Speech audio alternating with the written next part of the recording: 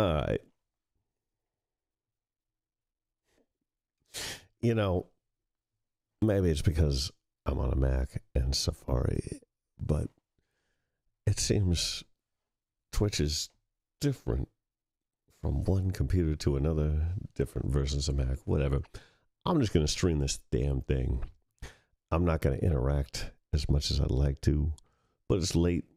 I don't know how many people are going to be here, but I just want to do a little bit of streaming, get it together, have some fun with it, have it out there. So, we're just going to go. I'm going.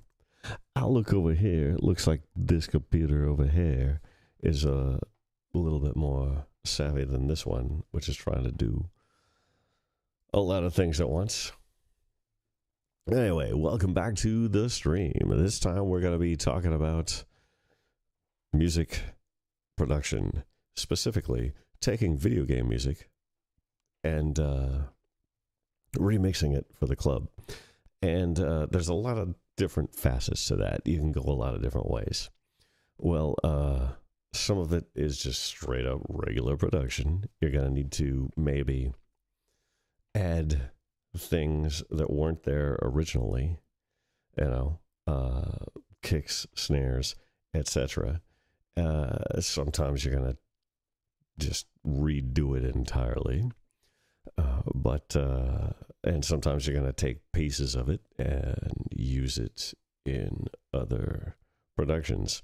Whether or not you take snippets out of the original and then put a bunch of beats behind it, previous to you mixing live in a club and just playing tracks that you've remixed, or if you're going to remix on the fly, because now with Tractor and Serato and really any of the new DJ software, which is software, you don't have to spin records that are, or CDs or whatever, that are pre-done.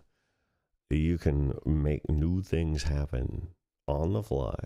You can bring in drum machines, keyboards, etc. And being kind of old school, I'm kind of into that sort of thing. So I'm going to show you how I do what I do when I take video game music out to the club that maybe was written for orchestra first and had no beat that you'd want to dance to. Maybe even taking something in 7 or 3 or whatever and chopping it into a nice 4/4. And maybe it was not at usual tempo, altering the tempos, the pitches, whatever. So you still feel the feeling that you got when you played that game and you heard that music, and it's part of the thing. But that solid beat that makes you want to get out there and move, that's the thing, right? The best music, the best club music, well, it's got that beat that makes you want to move, but it's got the emotional content that just gets you in here too. So it gets you here, and it gets you here and here. The best stuff does. It has both of them. So it's almost like having a cheat code using video game themes and making club music with it. Because people play video games often for a long time, and the story-based games, the ones that you get totally into, the music plays a lot. It's looped, and the themes get into you. The melodies get into you. It's a part of you. And so if you got a beat cranking that totally makes you want to move, no matter who you are, but then you've played that game for however many hours, you've heard that music. It's like an intrinsic part of your life at that point when you played that game all the way through. Well, it's kind of a cheat code because now you've got the emotional content that goes with the beat. So, beats have lots of things that go into them. I'll go into what I do to try to make them happen. And music with emotion that touches you. Well, it's got to have something emotional. writing music, writing themes. We'll probably do my big how to write melodies thing, because I went through 6 years of college studying music composition, and in all of that time, nobody really sat down and broke down the basic building blocks of melodic writing for me. And people who come out of the typical colleges, the usual suspects, they usually don't have the basic building blocks of melody broken down for them. It's amazing to me that you can go through all that college and not have that done. I really had to sit down and figure it out on God of War 1. I knew that was going to be the biggest job of my life at that point. And as much as I had written melodies for most of my musical life, I sat down and was like, well, how do I officially do it? And I realized all that money and all that college, and nobody told me. And I asked people come out with songwriting degrees from places, and they don't get it either. And, who's to say? I mean, there's still that it quality, that magic thing that, I don't know, that it factor that you can't really educate it. I'm of that philosophy that I don't think you can educate it.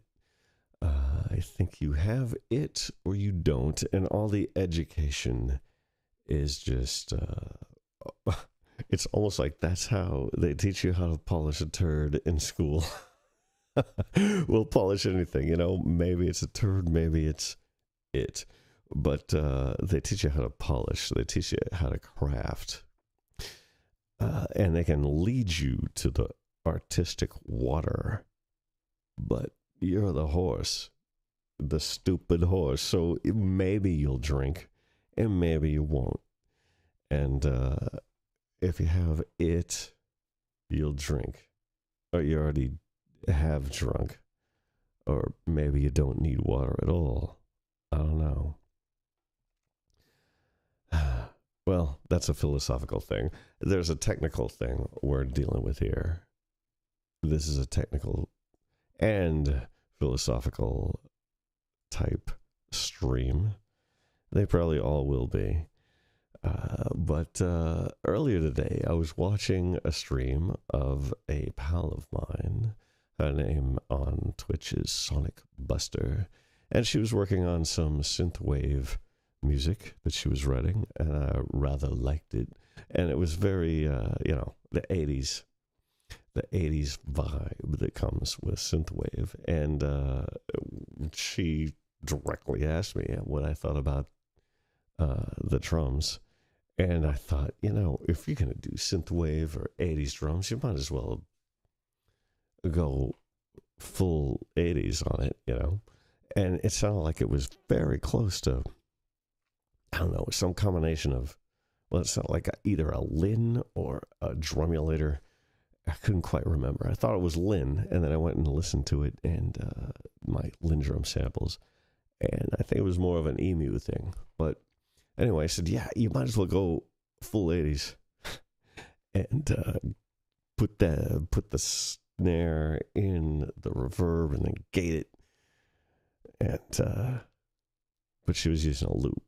So she went and redid some things. But anyway, I went ahead and jumped in and pulled out some 80s drum samples that I have and fucked with it a little bit and made some version of what I was thinking in my head. And I'm going to show you right now what I did. I just pulled in a snare and put a little bit of effecting on it, a reverb, and a gate, which is what they used to do. Phil Collins overdid it in the 80s, and everyone else did it a little bit. So it goes well with synthwave. if you do things like this, and these samples, I don't know what the legality is of it, because they're all over. I think the companies that technically own the intellectual property, which I don't think was a term back then, they don't exist. Somebody bought them, sold them, and they died too. So, the samples are out there. And if you owned the drum machine, or can still own the drum machine, and some of the drum machines had the other samples from the other drum machines in them, so you can use them. I don't know. It's one of those things. So I've got some 80s drum samples from drum machines I have owned, one of which I still own. And anyway, so I was talking to her. She pulled out a couple of samples, did some work on them. I decided, fuck it, I'm gonna go ahead and load up the samples, and the ones I was thinking of, and then the ones I was thinking of weren't named the ones that I thought I was thinking of, but load up some drum samples, some snares really, and just put it in a light reverb, and then gated the reverb, just like they did originally, with gear that costs way more, especially if inflation adjusted. So I think you can see it. I'm in Nuendo here. I just upgraded to Nuendo from Cubase. Same company, same program, basically, with a lot of extra post-production stuff in it. Of course, not all the preferences came over. All the time I spent making everything look pretty in Cubase automatically, half of it came over, and I've made half of the color changes, but I had all the pretty blues and purples. I'll get it together eventually, but in the meantime, you're going to have some blues and a bunch of gray. All right, so here's the snare. Let's see what it looks like without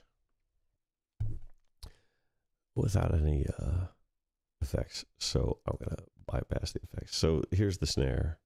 I think this is the main one I was thinking of. Kind of typical 80s snare there.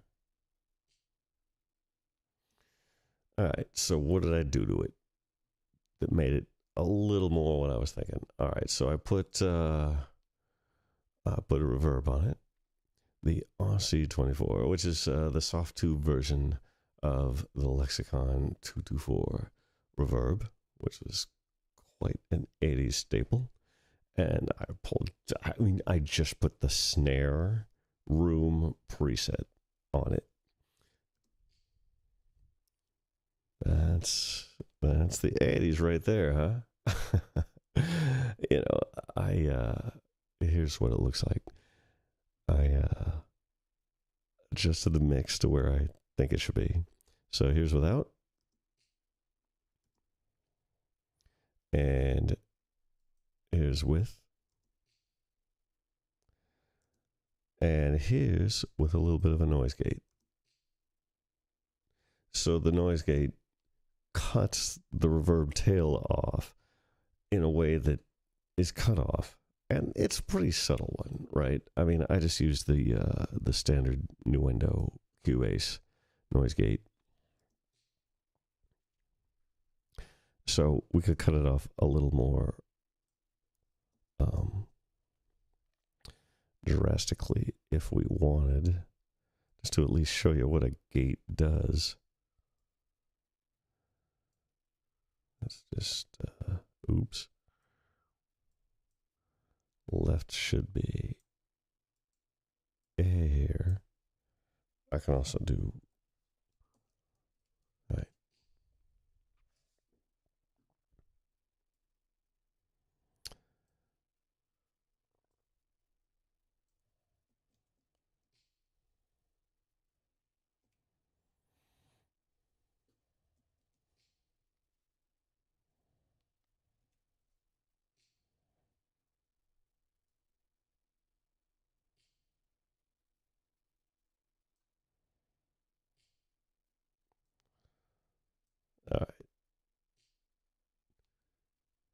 You know, if it was a bigger reverb, like all the way wet,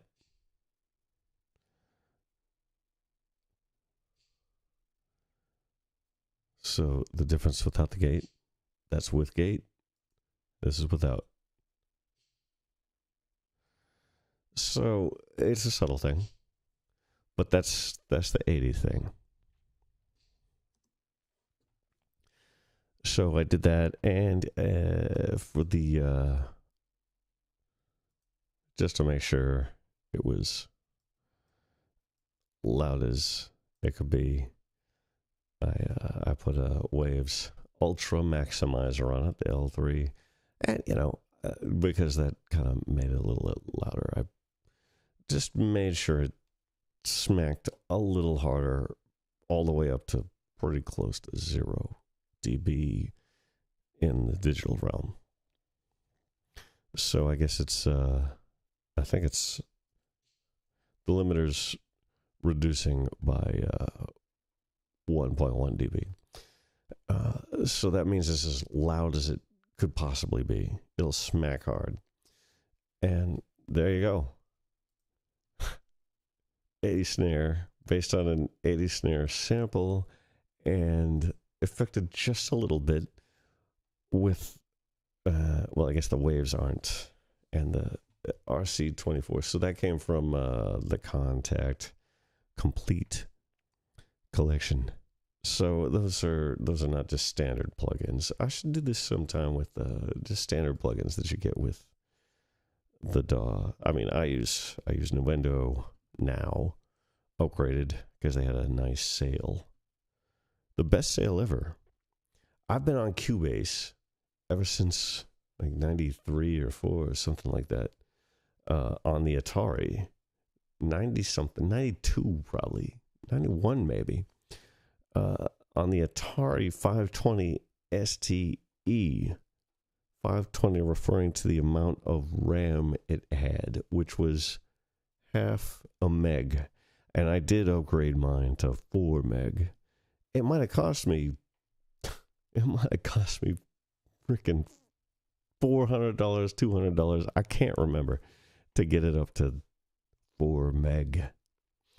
And now, what? If it was 4 gig, that machine would cry. But back then, we were just doing MIDI. But anyway, so I've been on Atari forever. And then when, well, I've been on Cubase forever, starting with the Atari. I was on the Atari for a long time, through the first half of college. But then I upgraded to a Mac 2 FX. Dating myself, although those machines were out of date at the time, because I was always trying to be frugal, because I was always on my own dime. But anyway, I was on Cubase a long time, but even in 2005, I think, when I was talking, when I think it was right around then that Yamaha bought Steinberg, and I was talking to the guy, and, you know, the artist rep guy, and I was going to get a deal if I wanted to upgrade to whatever Nuendo was then, and it was still going to be a little over $1,000. So, you know, now, whatever, 12 years later, they had a sale, 40% off. It was like $700 to cross grade from Cubase, their own program, to Nuendo, which had a whole lot more. Back then, I wanted just like one film scoring post-production thing that Nuendo had that Cubase didn't, and it wasn't worth $1,000 to me. But now, inflation adjusted, and $700, and there's a lot more post things. I'm doing more post work. I'm doing more voice acting and producing it myself, and for my woman and for other folks. So the ADR and other things. Oh, and VR, of course.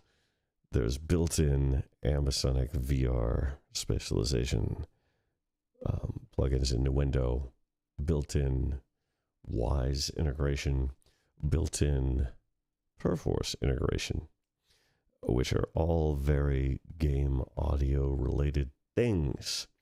That's worth the price of an upgrade, and plus, inflation adjusted, down to $700. Still a lot of money, really, but I felt like it was worth it. I made the jump. Here we are. The only thing I'm missing, my colors so far. Anyway, so there you have it. A little bit of advice, a little bit of history, and historic production made simple. The way they had to used to do this thing, you know, Phil Collins and everyone else in the 80s who was making gated drums, everything hardware, perhaps even recorded in a chamber and then gated by some expensive outboard gear. And every mic sent into it, I don't know, it's, us kids, we don't know how good we got it today. But anyway, so that's how I put that snare out. So you make your own snares. You make those. It was an 80s snare sample. I did what they would have done in the 80s to some extent here, and bounced it out. I did it for a friend. I'll probably use that myself when it comes synthwave time for me. And it probably is. I shared some email with some folks. Somebody might just be hiring me to produce some synthwave. And they should, because I was making synthwave back when it was new wave. And I couldn't afford all the outboard gear and had to go to a studio to do it. Another story. Don't want to date myself too much. Anyway, moving out of this one. I'll save it. All right. So, remix music production. That's the title of this particular stream. Well, again, with the colors. So, you might write music for video games that is made for the video game. You want to bring that orchestral, scary thing to the club. Well, you're going to have to take the pieces out. Now, you can actually throw it all together and make it happen to where you just play it, you know, and then all you have to do is EQ and adjust gain to make sure it mixes in with the piece that came before the piece that comes after. Or you can do it live, because today there are machines. A lot of you have worked with Ableton Live. There's clips and loops, and you can arrange them together. You can use Live to perform live, hence the name. You can also use Tractor, Serato, everyone, all of them, and more than I've dealt with, but those are the ones I've played with a little bit. All of them have some kind of clip playback thing, multiple tracks, at least two, maybe four, sometimes one of the four, or however many of the four you want, have multiple slots, or you can put clips in, make your own mixes on the fly. So whether or not you're going to do it ahead of time or do it on the fly, chances are you're going to need to deconstruct the music to what extent you can. Now, if you're just pulling it right off the CD as a stereo mix with everything in it, if there's enough sections where you've got things separated, well, you're just going to have to deal with it that way. Although in this day and age, everybody's accessible. And as long as somebody has permission or doesn't care about whether they have permission or not, you could reach out to a composer of video game music in particular on Facebook, just in a message, and say, hey, dude, I want to remix your shit. Can you give me the stems and the MIDI? They might be able to do it. They might legally be able to do it. They might do it whether or not they're allowed to do it essentially, or or anything in between all that. They can at least help you. They'll talk to you on the phone. Let's say, no, whatever you do, you have to do yourself. But I can tell you that it's in this tempo. It goes through these changes. I don't know. Most of us are regular guys, and we're very happy that somebody wants to take our thing into a new venue, and we want to help. We might even want to go on stage with you. We might even want to work with you. Who knows? You know, if you don't ask, the answer is always no. That's something my dad taught me very early on when it came to mainly like negotiating for used cars. But it works across the board. You'd be surprised that just how regular people the entire world is. But anyway, so let's get into this. I wrote some music I really am proud of for a game called Rival Crimson versus Chaos. It's a mobile MOBA game. Came out just a couple of months ago. I've been playing it. It's kind of fun. And for the load screen, it's kind of like a pocket-sized League of Legends sort of thing, where you, you get to play that sort of game in bite-sized pieces because it's mobile, mobile and casual. So you can have a good deal of fun with great graphics, great sound, and, well, hopefully you'll feel, as I do, good music by yours truly. It's a nice experience, but I'm a little biased. Anyway, once again, my colors aren't, it would have automatically colored these things pretty when I pulled them in if it was my old version of Cubase, but when I upgraded to Nuendo, it didn't have all of them. I made some of them different. I haven't found all the preferences, and I think I effed up my old Cubase preferences by loading projects back and forth between whatever, and so something got saved over, so now everything comes in gray as default. So I made the woodwinds a nice light brown because, brown, it's wood. Wood is brown, right? Anyway, let me play the track for you. This is the load screen.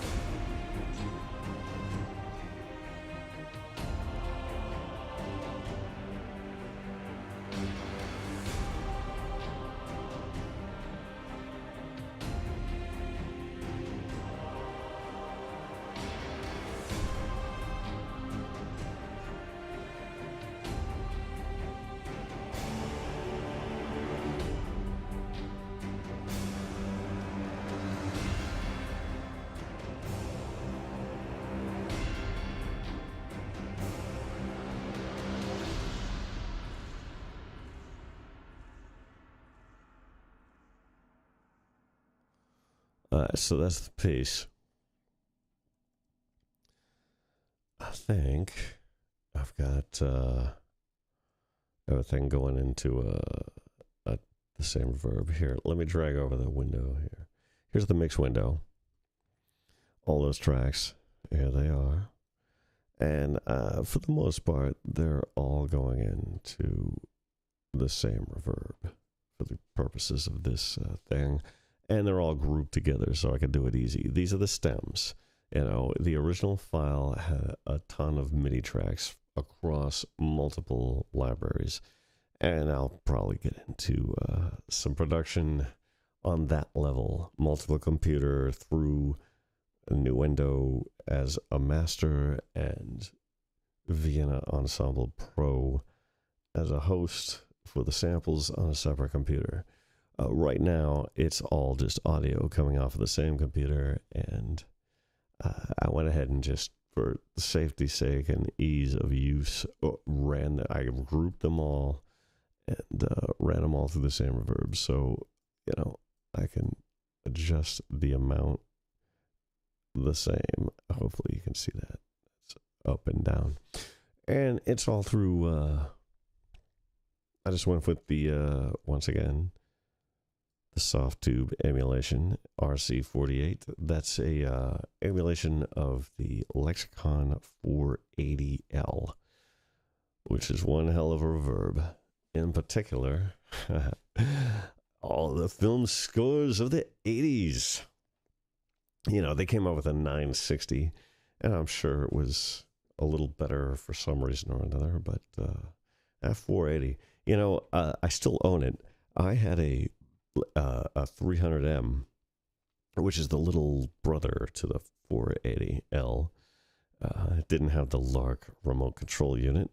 Mine had just, you dealt with it on the LED screen or whatever, right on the unit, and my LED burnt out. So it still works. It's still an amazing hardware reverb unit. And ask anyone, hardware reverb, it just sounds better. It really does. I mean, these are really good. It's the same algorithms, I think they licensed it straight from them. And I think Lexicon themselves used a public domain reverb algorithm. If I recall correctly, when I was in college, you could just use the same algorithm for their random hall if you took the time to do the additional programming. I can't remember the details of that. Google it, you'll figure it out. If you're a propeller head programmer type, you can make your own damn Lexicon 480. But that's that big, happy film sound, the random hall from a 480L. And 300 had it. So still has it, if you still have one. I still have one. It just, I can't change it. Unless I had like the manual and blindly hit the buttons exactly where they were supposed to go in the menu thing. And the guys at Lexicon, I talked to them once, they said they'd be happy to walk me through it sometime.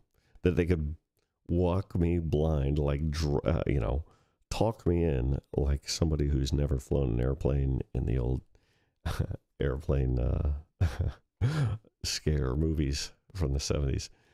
Have some expert talk a non-pilot into flying a plane down and landing it. They said they'd be happy to be on the phone with me to change the inputs to whatever, because that was the thing. I needed to change it. I do need to change it if I want to use it again, from one particular set of digital outputs to the other, change the sample rate, that sort of thing.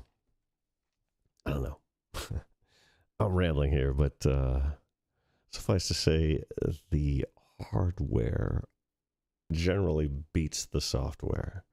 As good as the software is, and even though the hardware has software in it, I don't know. Maybe they just had better converters, or just maybe they're not as good converters, but they're better sounding. And we all just got used to it. I don't know. The whole analog craze, digital is kind of better than analog, but everybody's back into analog because they just like it. Doesn't matter if it's better, and that's how it goes with people, right? Your friends, there are people who are perfect and they're not liked because they're perfect. Too perfect. No person is perfect, right? Anyway, that's waxing philosophical. We don't need to go there. Not today, especially with my chat not up, It'd be nice if I could. Oh, I think somebody's chatting. Let me just see.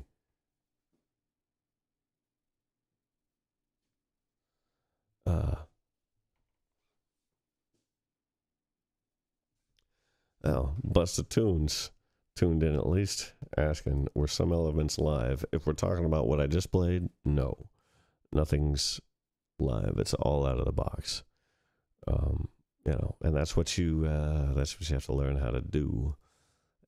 Even way back when, the first God of War, 2004, when we were writing that one, we were going to record, but we had, actually, let's talk about God of War 2. We only recorded choir for God of War 1. And the choir, the live choir, we recorded the best choir, the one right here in LA, contracted by Bobby Page. It was off the charts awesome. And we wrote hard stuff. And they nailed it. They knocked it out of the park. She had us, she would look at the score. We go through it once and she go, I think what you were looking for, the tenors could sing that line and the sopranos could, and the altos could, if you don't mind, I mean, unless you absolutely wanted this, I think what you're going for, we could make it more powerful by blah, blah, blah. And so then, well, give it a shot. So she would have them change the parts, and on the fly, it would be better. She made us sound like better choir writers. On the fly. But that was just choir for God of War 1. God of War 2, that's when, everything was a success. So we had quite a bigger budget, and we recorded a lot. But we didn't record everything. So everything that we did not record, that we did just in the box, it had to sound good enough to stand next to everything we recorded in London at Abbey Road and in Prague. And it was an exercise. So always, your demos have to be fantastic. And, you can run into problems with that because sometimes you get used to the demo sound, which is so fucking controlled. And orchestras, there's a lot of people, especially if they're all in the same room doing the same thing at the same time. Concert music, it's a different animal than music for media. And so if you want to control everything, you got to record it separately, section by section, maybe even split the sections. So then it's less of an orchestra that they're used to doing, unless they're a recording group.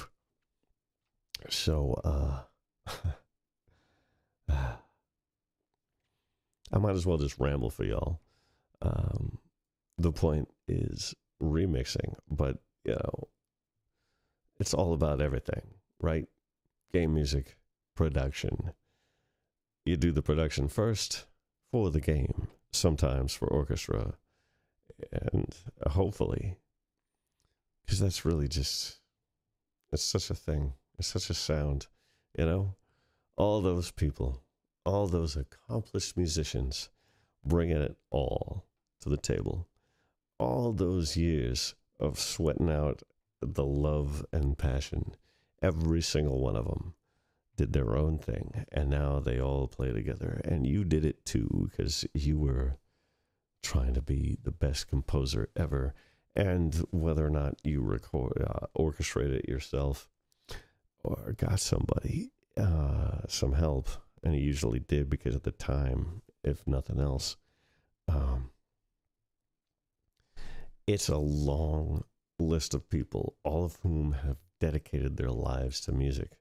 And so you've got 100 people who dedicated their lives to music, bringing everything that they've ever learned and tried to do to the table.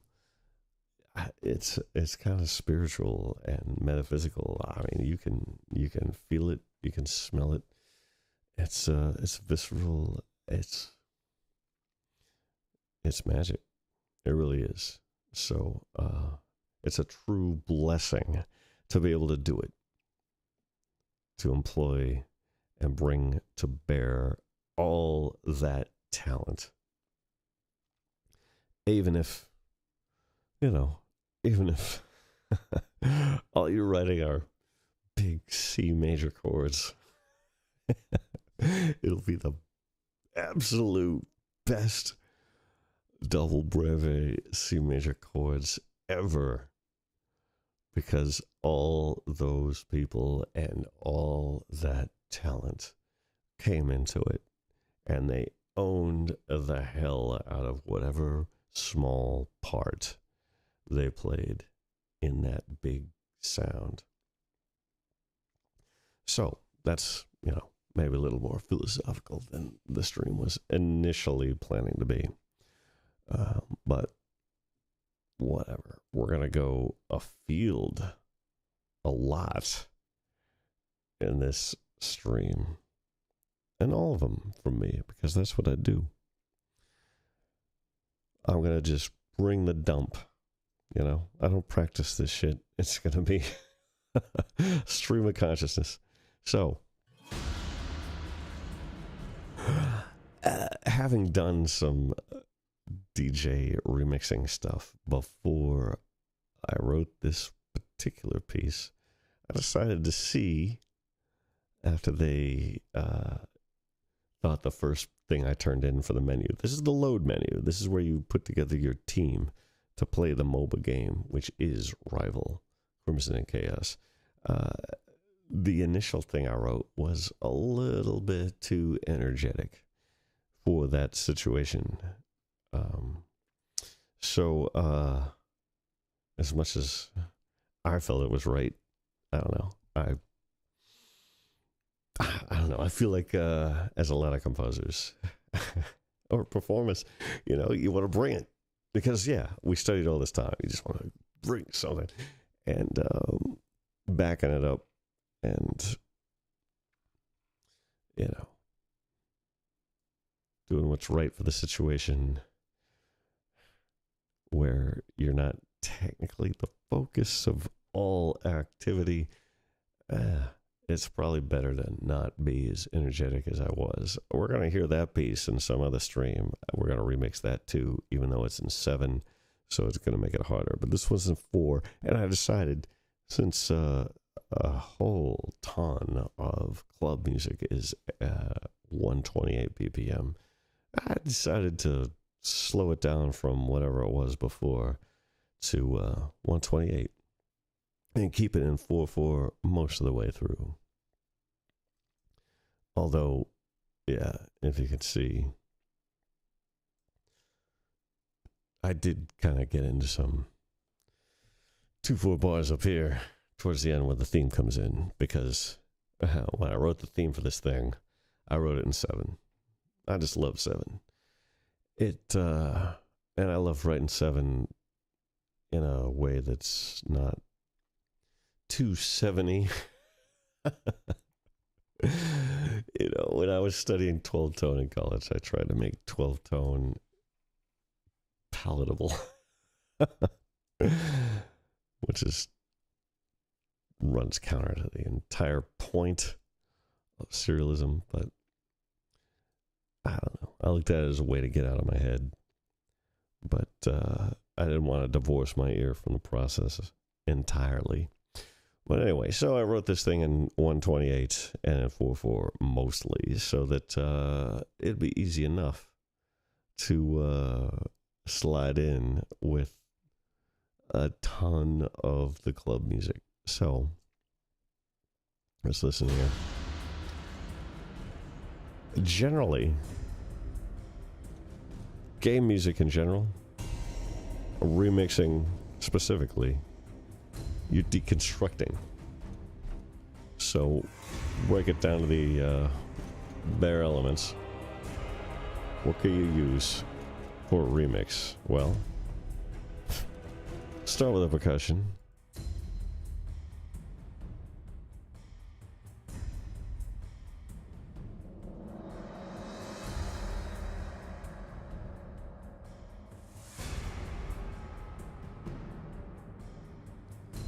Well, that's nice. That might be the first thing we don't use, because if we're going to the club, well, there's going to be club stuff that makes you want to dance. I don't know if you feel like raving listening to this particular percussion. My guess is not. So we're probably going to take out a lot of it. Maybe leave only the booms.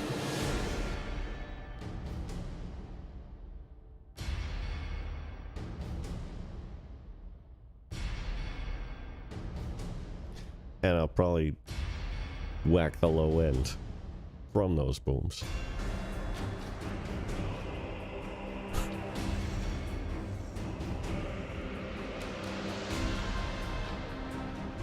So let's focus at the beginning.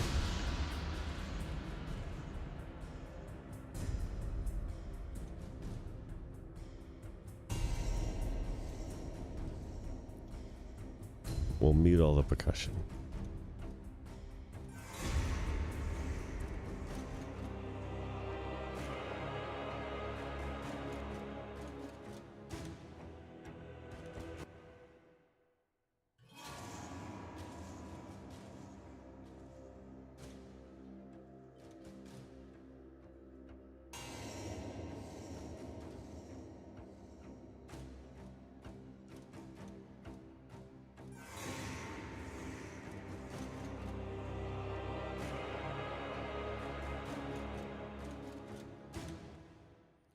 All right.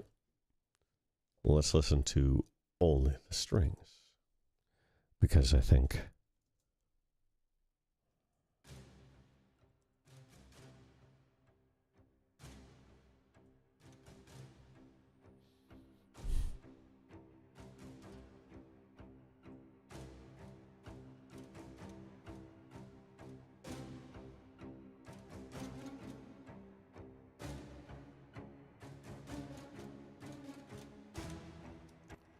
I set myself up with something here, right? Because the strings, for the most part, fade in to make a good piece of music for the game. Still fading up.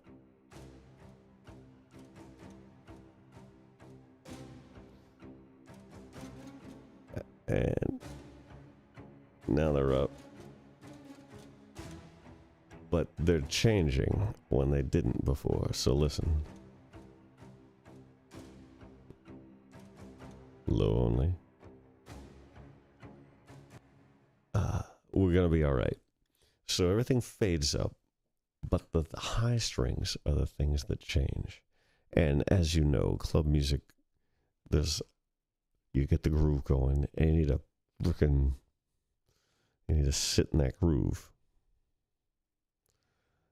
And you don't want to change maybe as much as, well, certainly as much as I write video game music. I write a lot of modulations. I change keys a lot.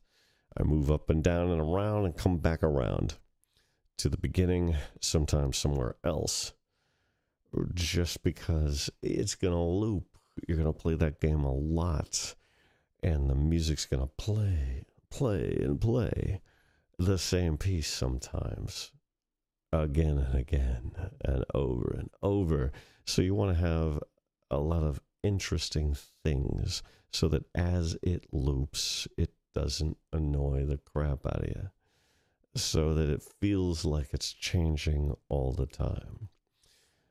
Most of the time, that's a good idea, but it makes it hard to remix it for the club, because usually club music sits in a key center for a ways,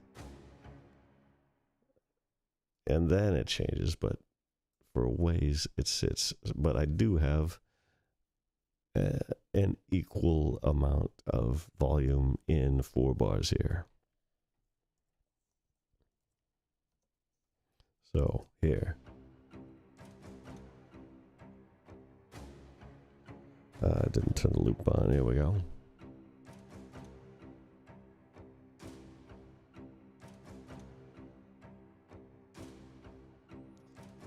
That's a decent one. Let's see what else we have going on here. You know, we could deconstruct this as much as we wanted. The less you do, the easier it is to work with the other stuff. So let's see here.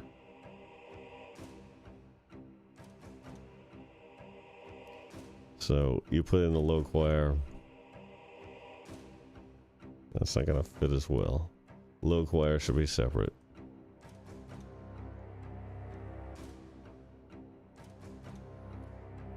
Brass is cool, and the low choir is cool, but it shouldn't happen every time, right?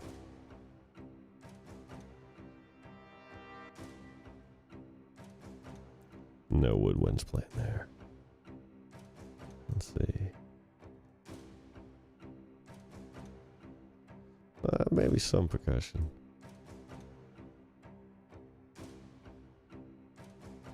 Oh, I muted the individual parts.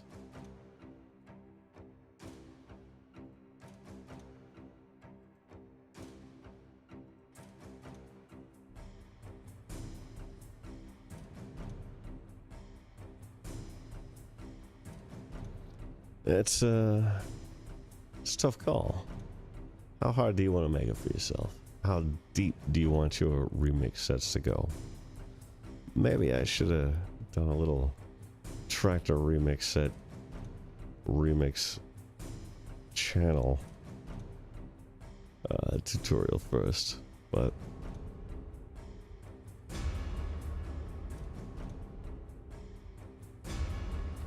alright, so you don't want that to happen every time, right?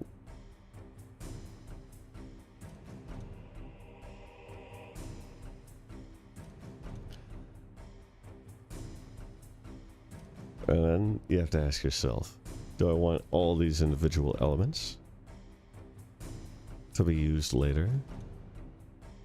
Or do I want prefab sections? Just how deep do I want to be able to remix this thing on the fly?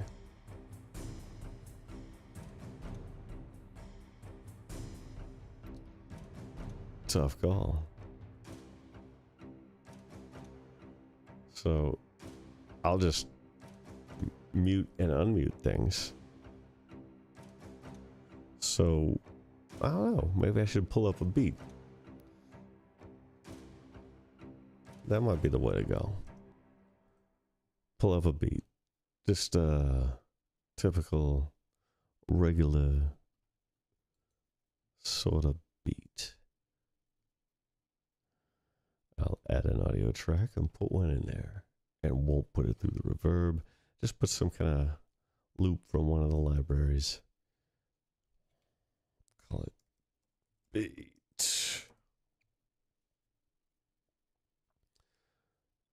Yeah. And then we'll loop it. And I'll show you how different things could go into that loop. So we need a beat in the 128 realm.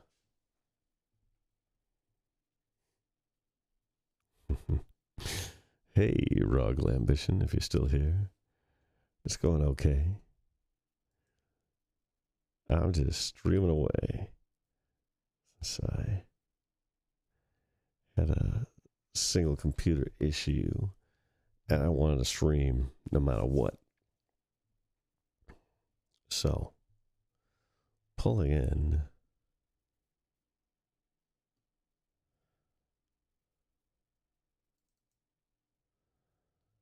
A beat of some sort in the 128 category. You know, I can probably do this.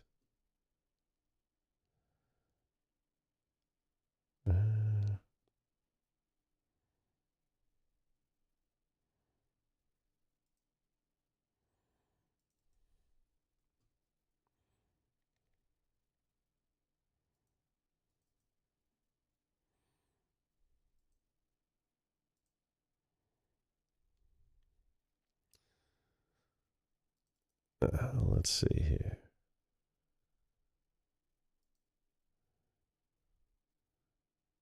I don't know if they have. I want like a full beat mix. I'm not sure if we got one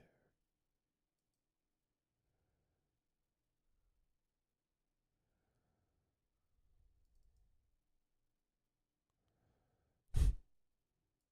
Classy techno. How about that? Drum loops.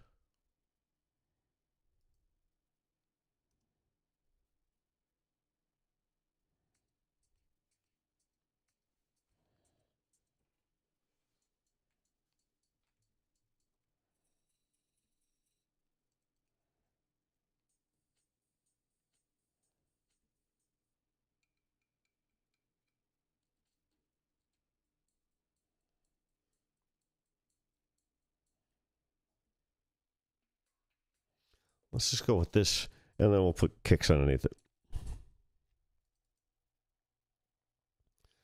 Yeah, sure. Didn't really tell me what the tempo was, did it? I hate when they don't put it in the freaking name. It says 124. I'm guessing it's 124. Let's see. Bass loops, drum loops, one shots. How about kicks?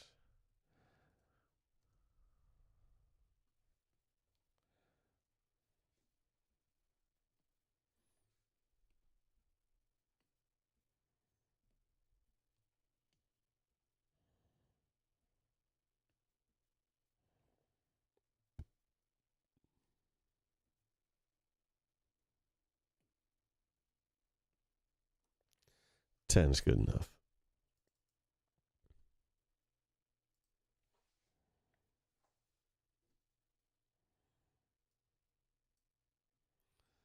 All right, duplicate this track.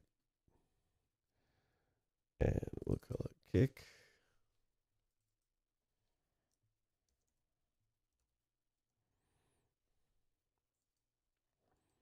Lose the kick from that track. Top loop here. Let's hope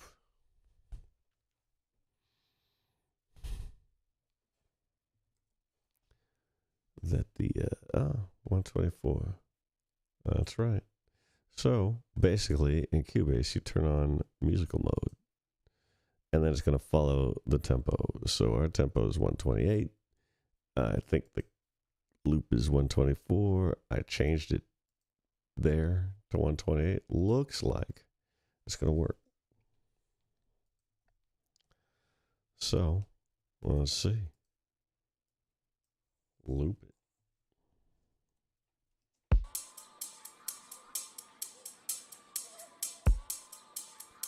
Looks like it.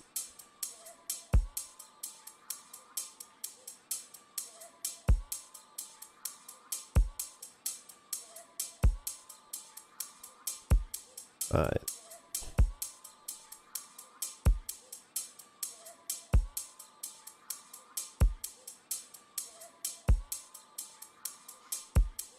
We'll make that kick happen on.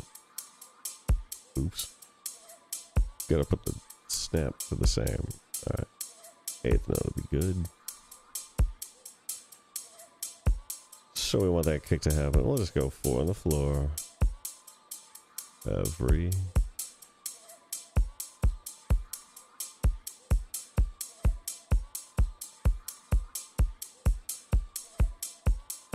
Alright.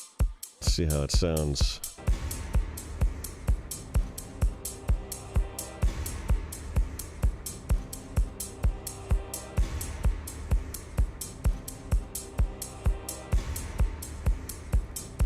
We'll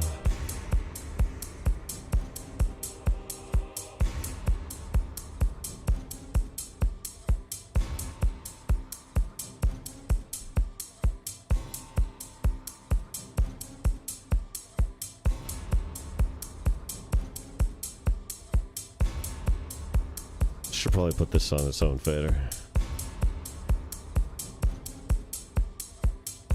Easier to do it over here.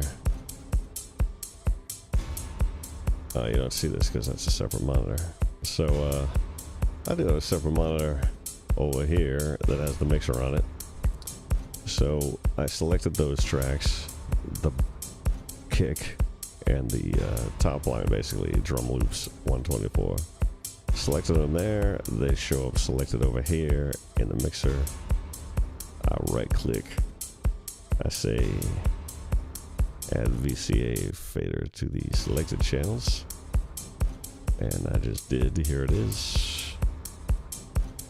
We'll call it drops. Anything else we'll add to that, but we can turn it down.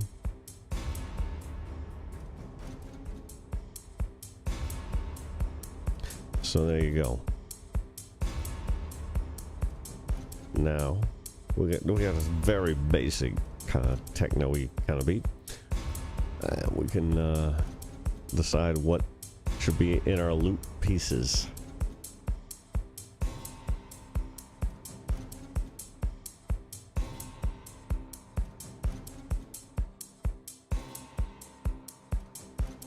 Let's go down the line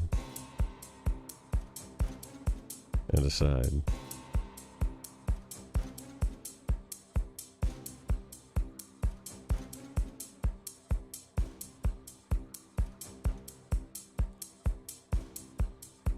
That's number one right there.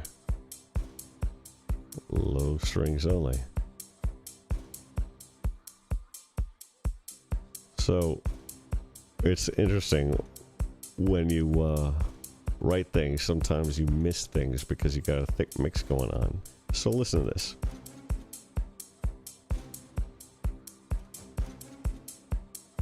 Those high strings.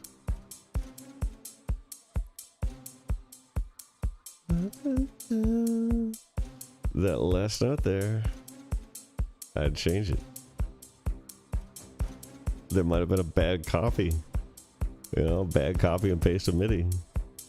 That works, but it's like you're never really done with a piece, right? I mean, George Lucas, he was fixing Star Wars 30 years later or whatever.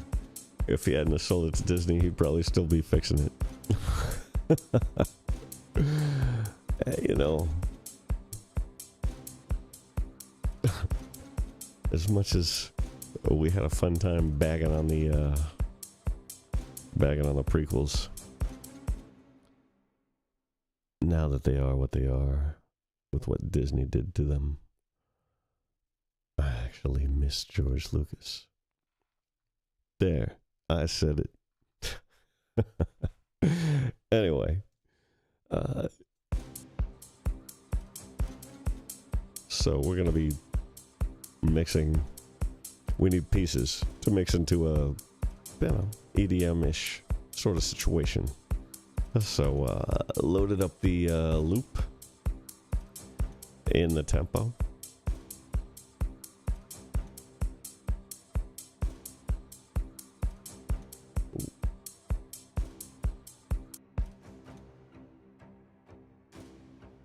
That's a good one. Here's the problem with it, though. I could bounce that out. But you know what it would sound like? It would sound like this.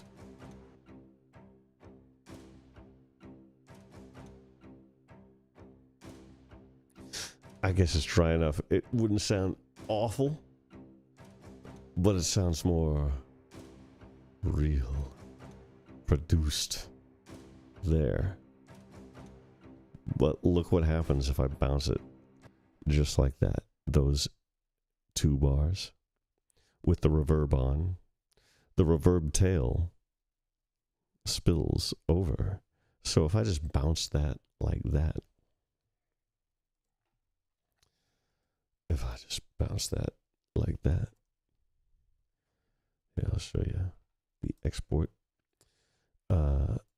Let's call it low string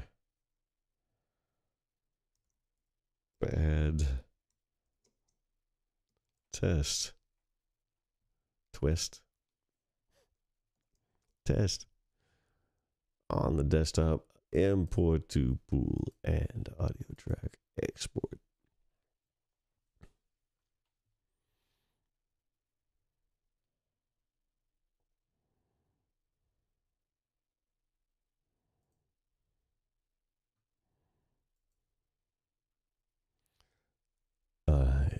Here it is.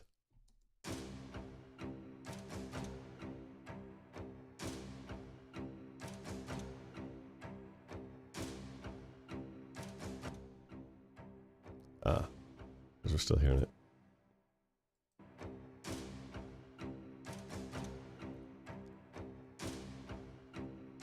It doesn't sound that bad.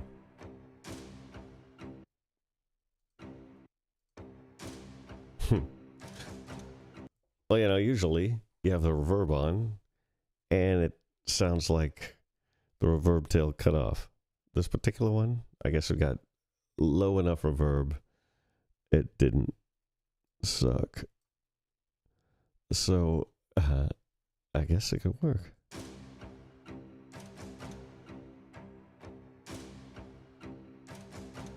Especially with a big mix. But, I'll prove myself wrong. I thought I was going to have to show you how... I'll show you what I thought I was going to have to show you. I'll do another one where I do have to show you that. Basically, the reverb tail is usually supposed to... You're supposed to bounce it with an extra bar or two, and then copy the reverb tail over here, and then it loops very seamlessly because, you know, you hear the reverb.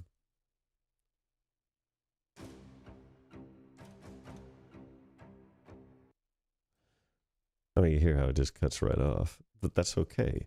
Generally, it's going to be looping, and this loop doesn't offend my ears. And plus, there's going to be all kinds of electronic stuff going on beyond just the beat.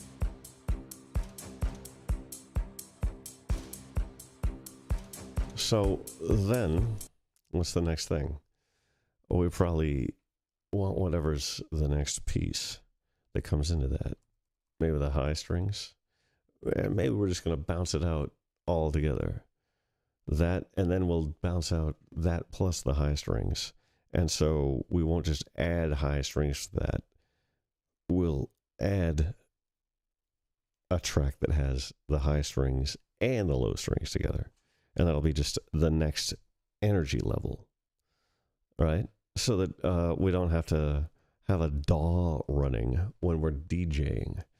You know, we don't want to necessarily have to have the capability, necessarily, of doing, you know, however many, 32 tracks, 32 stereo tracks to be moved around or whatever. I mean, it's possible. I mean, computer processing power, it's possible to do that today. But maybe you're just asking for complications that you don't need. You know, my pal James Landino, he likes to say, DJing can be as complicated or as simple as you want it to be. And so I definitely lean on the side of complication, but just how complicated do I want to make it? You know, I mean, I'm bringing out all these controllers that I'm going to want to play on top of this stuff. But so just how do I want to do an entire mix based on 32 stems? Or do I want to just kick up the energy level? and play on top of it. How much do I really want to do all by myself on stage? So probably we're going to kick out that one, which we did, named it not the best thing in the world. Now we're going to pick the next energy level. It might just be adding the high strings. Might be. Let's see.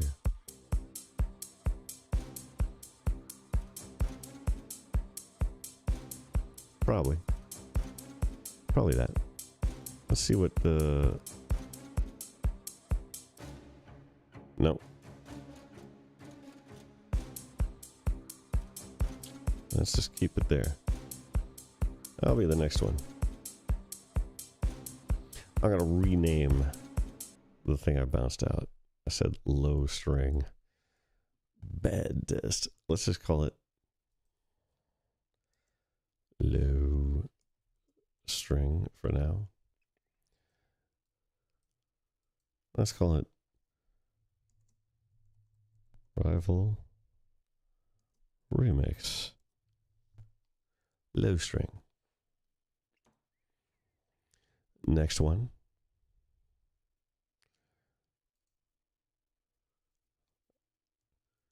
Okay, so in Cubase and Nuendo up here, you can name the file that, and then you can have a separate description.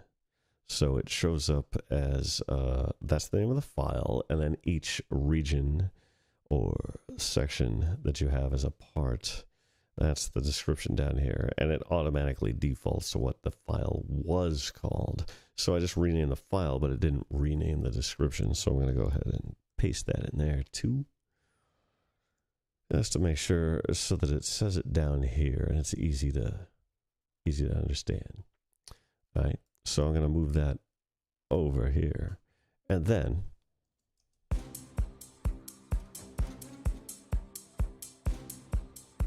that's probably the next energy level. So we're going to mute the drums and bounce out.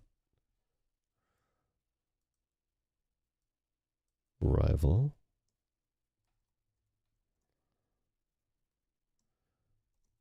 Full string 1. We might have to go and rename everything later, but because we might decide to go back and do other stuff.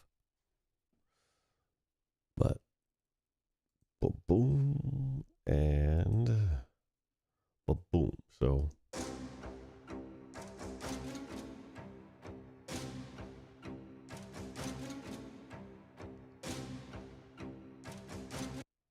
move that back. All right. Next energy level. Probably going to add some of those chords in there. Maybe all of them.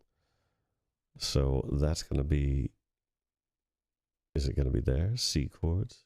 Probably. Let's see.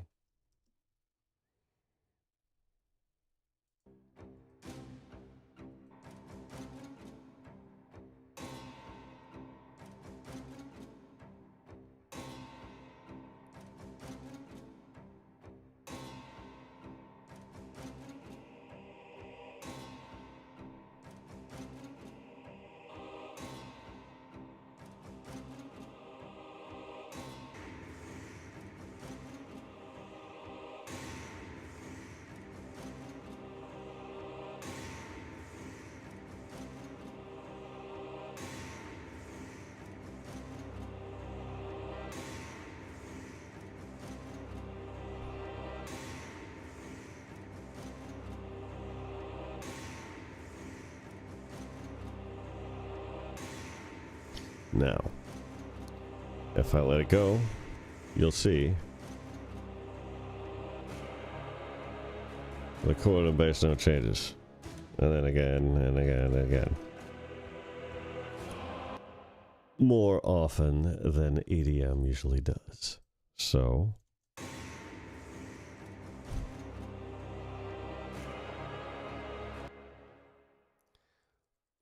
if we want to make some kind of loop, we might need to,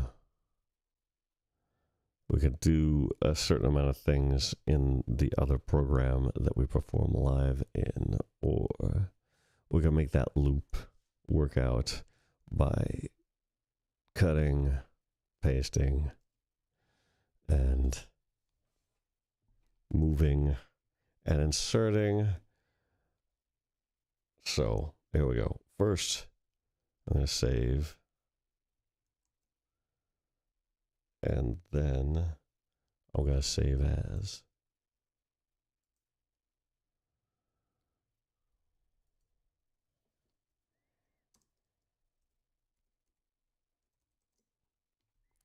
It's supposed to be chopping. Chopping.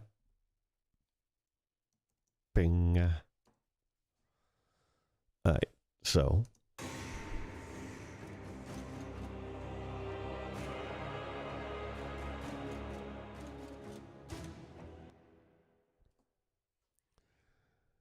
Let's do a 4-bar section that might loop or might just be one thing that happens and goes back to the original. Strings. You know what? If we're smart, we're probably going to do it without the strings. The strings will stay constant. This part will stay different. It can't, right? The strings got to change too. Let's see what happens just with the loop.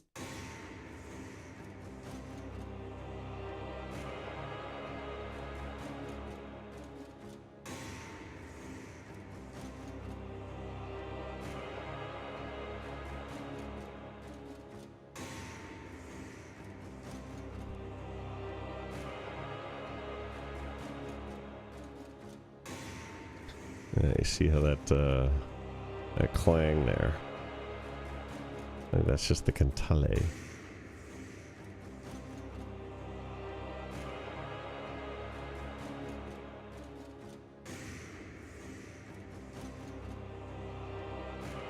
Let me do a copy of the drums that we're not hearing now.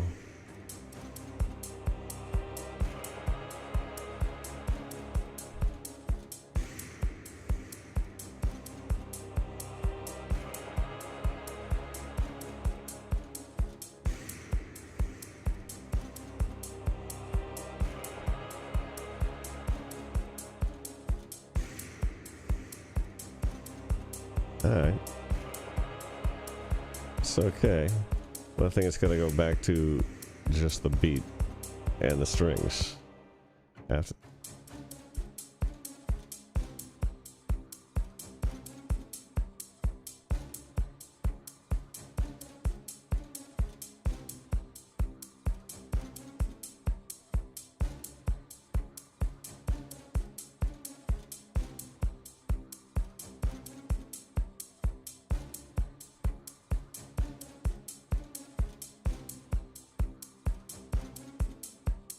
So we probably need to bounce out the strings now that we've figured it out. This initial one, we should probably change it. That should be 2 bars. If we're going to be consistent, I think everything goes 2 bars mainly until it gets into that 4/4 plus 2/4 section. So, should we just have these as a 2-bar loop, or should we make these 4-bar sections? I don't know. We could be consistent, put it all together, but we might wind up using just these. These might be helpful. It's hard to say until you get into the thing. That's the problem with music, you know? I mean, you think you know what you're doing, you plan ahead, you make this great plan, and then you throw it out when the rubber hits the road. A lot like life. You know, you should plan. You should make plans.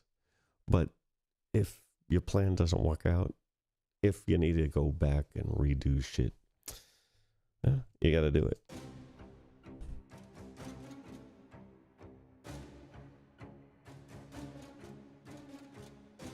maybe that should be the only thing. Maybe it should change like that every time. So let's just go ahead and do that. We'll bounce it out again. Rival, low string, and yeah, this should be rival remix.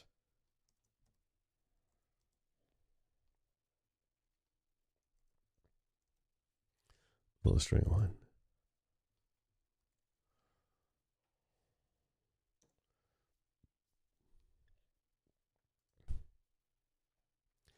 And we'll do it again.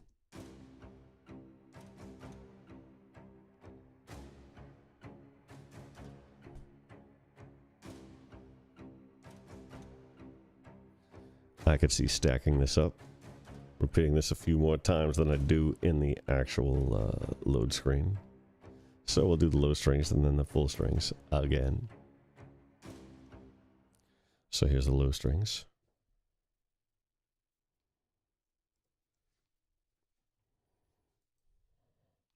We'll call it low strings 2.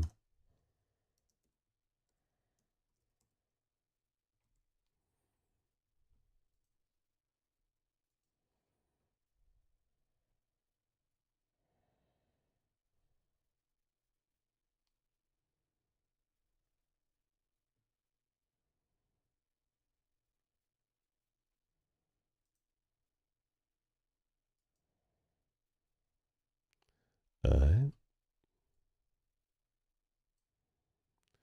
And we do the same thing. And we call it full strings.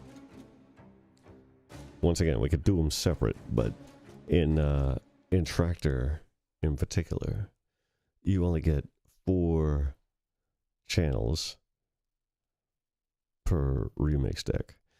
Same thing with stem decks. It's 4 stereo pairs, essentially. So remix decks, you can play different loops back, and stem decks, it's the whole track. And you can remix you could just change the volume levels of the 4 separate tracks. You know, drums, bass, mids, highs, whatever, melody, however you want to split it up. But those are your options there. Whole tracks, 4 of them, 4 stereo pairs, or individual pieces, 4 stereo pairs simultaneously in each deck. You got 4 decks total. So, you know, lots of options there. Ableton Live, pretty much all you want to do. All the loops, all the whatever, all the tracks, however many things you want to do.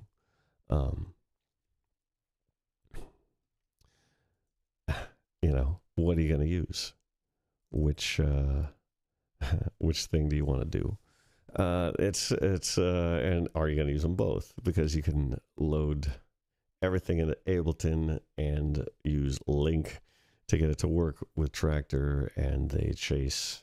Somebody's the master, and then that's the tempo that is chased, so they're linked up, and you can do whatever you need to do there with lots of flexibility. And it'll host VSTs, so you can play, like I like to do, on external instruments. You can add to the experience, solo over things, etc., etc. You know, how many tools do you want? How complicated do you want to do it? You know, I generally go for some kind of mid-range complication. A lot of the video game DJs go for 0 complication. They take care of all the complication previously in their studios and just bring it on a USB drive attached to their keychain. So what do you want to do? How complicated do you want it to be? Well, you have to decide, and this is where you set things up, whether or not you're going to make it complicated for yourself like I do, or less complicated. You're probably going to have to make these decisions as far as which loops are the things you're going to use. Break things down, deconstruct things, and then reconstruct them in such a way that people want to jump up and down and freaking dance and have a great time. So, onward. We got the strings there. If we're just going energy levels, we're going to want to add in. Let's just go for most things. You could do high and low separate, brass separate, choir separate, multiple energy levels.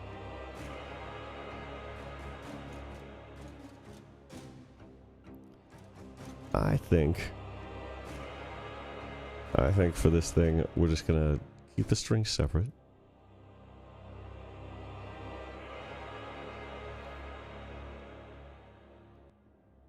Now you hear that little click there?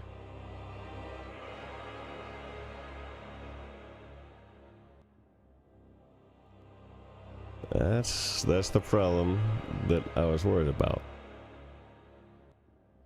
That's even with an added reverb, right? Yeah, it's still on. There's a click there. And even though I have snap to zero crossings, somebody's clicking. I don't know if it's the beginning or the end, but there should probably be a loop, a fade, either at the beginning or the end of this thing. Maybe. How about we bounce it and see how it sounds? Maybe the program will take care of it, putting a zero crossing. Zero crossing right here in Cubase, snap to zero crossings. That means wherever I cut anything, it's going to be a zero crossing of the wave itself. And that's what makes for a good cut, a good loop. Like if you're going to loop something, you got to make sure that it's crossing zero at the end and the beginning, so that whatever's happening at the end and the beginning, it goes around instead of just like, it's, I can't tell you exactly why. I'm not an engineer, but I know that that's a click prevention maneuver. And it's right there on top in Cubase or Nuendo. It's one of those preferences that any sample editing software is going to have readily handy, and if you're doing loop type stuff, it's something you should do. So, I don't know. Let's see what happens. I'm just going to bounce that and see how it sounds. We'll call it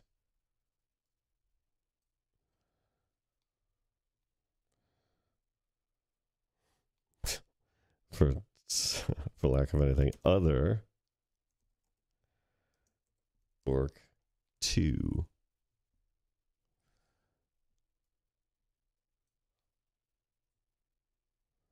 I don't know, upper org 2 maybe. It's better if you come up with a naming convention before you do this stuff, but since we didn't, we'll name it whatever we do. We can come up with a more logical one afterwards. I've done when I'm doing interactive layers for video games, I've gone with fight or flight,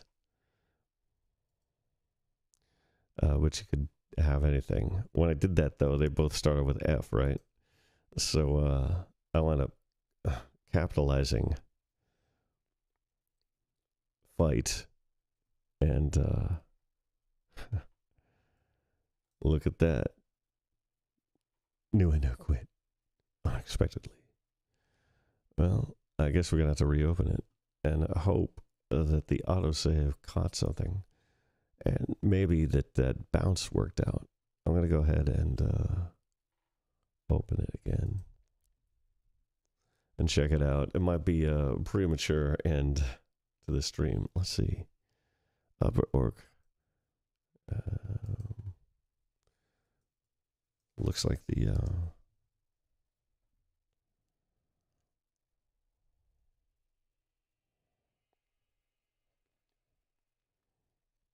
Yeah, it did.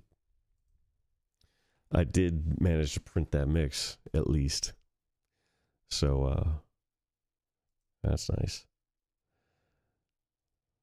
How about, let's see. Oh,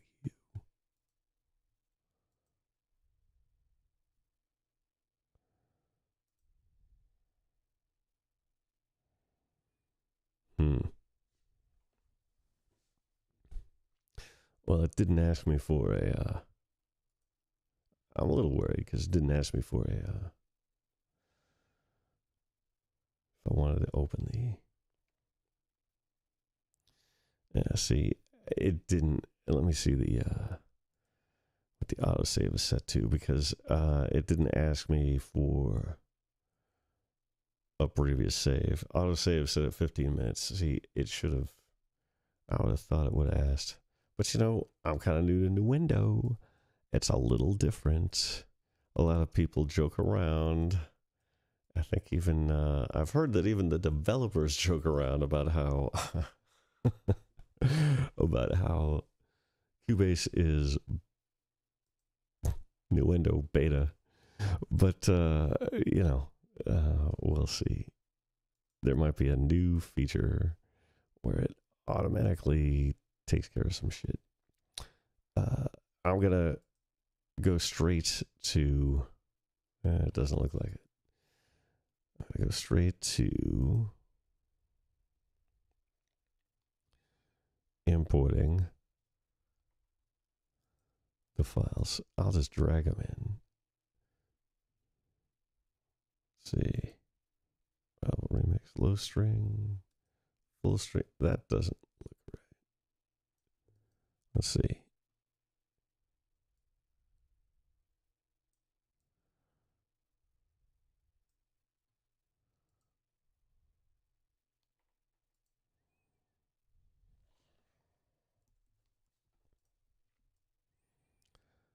One of them didn't work out so well, but we got low string 2 and upper org. So should we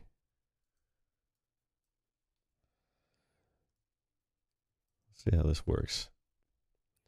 Soloing the beat and the low string.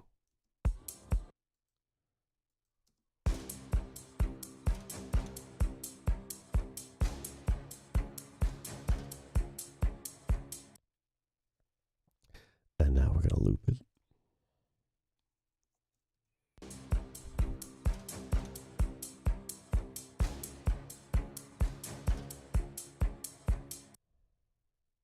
I thought we were going to loop it.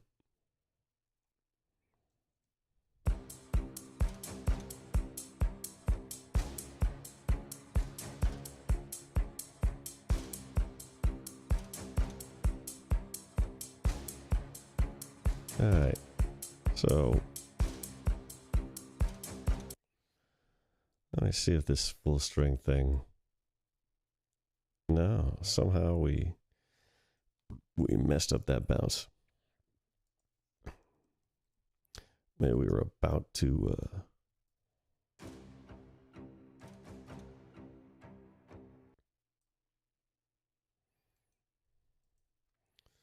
I guess we were about to crash and it stopped doing the right thing.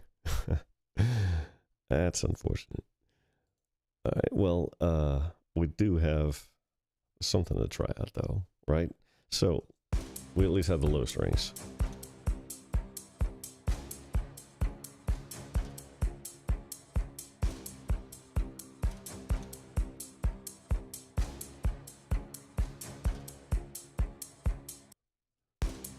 So we'd start off like that. And maybe we'd fade in and out the low strings.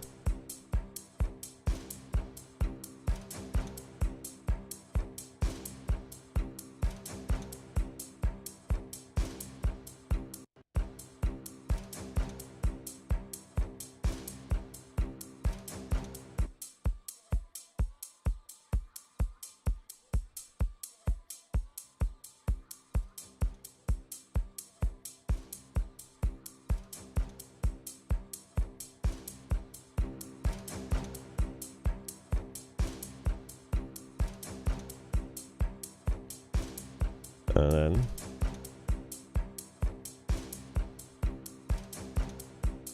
we want it to go wider.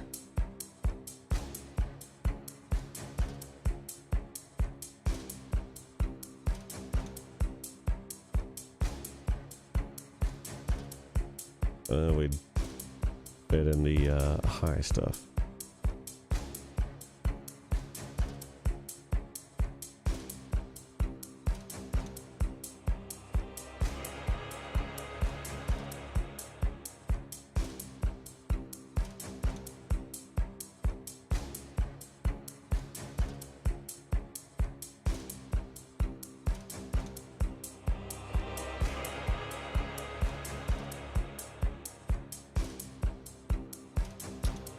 Yeah, so you see how we deconstruct the whole thing. And then we can fade in things, fade them out, and then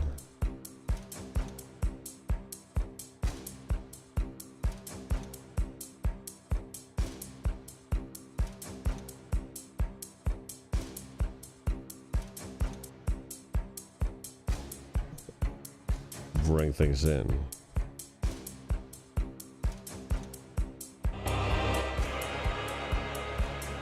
So those are the pieces, and you take the pieces apart. You deconstruct the music that you've written, and then make it happen in a club setting, much in the same way that you deliver stems to the game developer and the audio director, if it's not you, will chop things up and make your big, fat, full mixes into several different pieces. So you deliver 3 minutes of music, perhaps for one cue that's big and fat and has multiple layers. And then perhaps as the game changes and they are working on the game, as it changes as an employee, and if you're just an external composer and not in the company with them as they make the changes to the game, then the audio director will have things to do. So he can chop these things up and make it happen in the game. But if you want to take this orchestral, scary music and put it in the club, then you're going to have to deconstruct it yourself based on what a dancer player might want to go through. A little bit more on rails, right? Or maybe not, It depends on how much you want to control as the DJ. Do you want to be the game engine that alters every little piece of the music as the player goes through the game based on the player state? Well, a DJ does look at the crowd, and the crowd is the player as a whole, and the DJ changes the music based on the state of it's an interesting symbiotic thing, because you change it based on both the player state as it is, and you work to influence the player state to get to a place. So you're trying to make a narrative happen for the folks, but they might not be ready to just jump off when you are, because you walk in there pumped and they need to get pumped. So you got to bring them to your level, you have to pace them and lead them. It's an interesting concept. It's an interesting thing. It's a particular set of skills. So, being a DJ and being a video game composer it's related in that way. So how much, how many details do you want to leave to the situation? I mean, are you going to walk in there with stereo pairs of everything and use a stack of those to get the crowd where they want to be with you? Or are you going to do it piecemeal, just like you are the game engine reacting to them and yet trying to lead them? It's an interesting set of skills, an interesting set of philosophies. But that's probably enough of a stream for tonight. Sorry I didn't get that chat going. I would have spoken a little bit more to you. It's going to be a little more interactive as we go, but I was having a little technical issues, and as I get going on this thing, sometimes I don't want to mess with it anymore. I just want to jump in and do. So this was me jumping in and doing. I got some pals over there that were here. I can maybe I can see who it is. I'm going to give it a shot because I want to give shout outs to the 2 loyal fans who might still actually be here.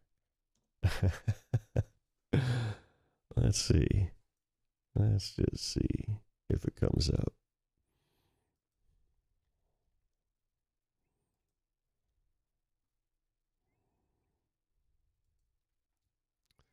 Come on.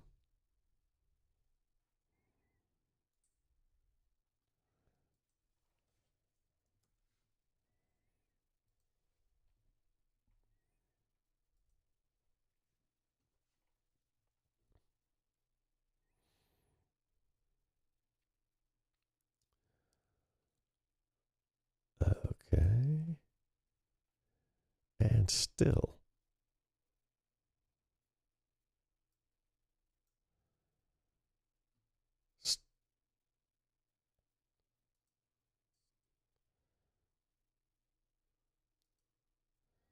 Still got a problem with the chat window, but and a bunch of OBS doubling. Well, I will send you